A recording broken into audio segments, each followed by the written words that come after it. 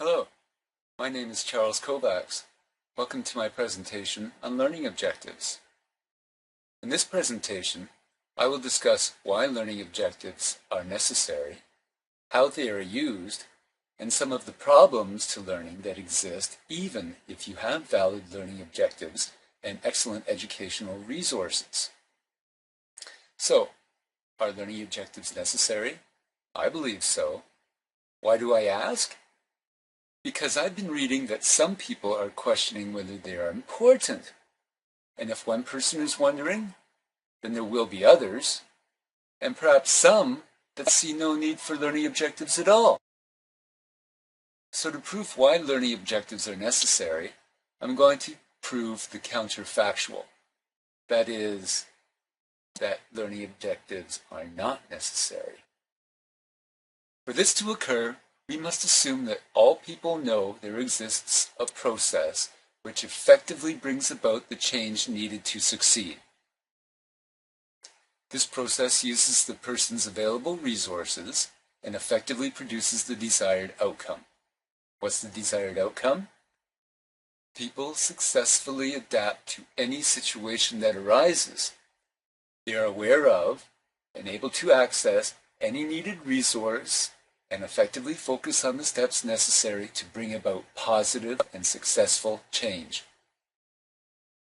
But if this were the case, why do people not naturally succeed all the time? Well, you could say it's lack of resources or lack of a plan. But in this analysis, it doesn't matter. People fail to succeed. So, because people don't naturally succeed all the time, the premise that all people know a process which can be used to effectively bring about positive change is false, and therefore learning objectives are necessary. So we know why learning objectives are necessary. How are they used? If we assume that people are willing to change, there must be a direction and a goal or objective. Now, success is the direction. Yes, it is, because you don't change because you want to fail, and because the resource, i.e. the person, changes in a way that maximizes the chance for success. That change must accurately be described, be measurable, meaning that there is a difference between the beginning and ending capacity or condition of the resource, and be significant, or responsible for success being more achievable. Therefore, an objective which can be accurately measured and shown to correlate to the desired change in the condition of the resource is required. So that's how we use learning objectives. Last, does this finish the story? No.